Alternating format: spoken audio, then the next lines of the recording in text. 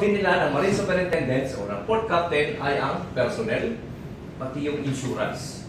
Kaya nagbabasa dapat si Kapitan o yung Port Captain natin o yung Marine Superintendent tungkol sa insurance claims, kung paano ang claims. Kasi kadalasan, ang problema sa barko, bangga.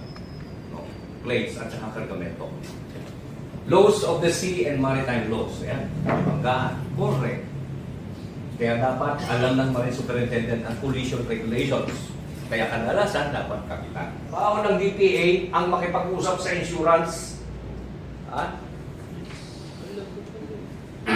Sila ang mag-i-inform, sila ang in-charge sa lahat ng mga actions sa insurance yang overall. But he can delegate the responsibilities. Ang tatawagan niya, P&I, Halin Machinery and Loss of Hire for the ship owners.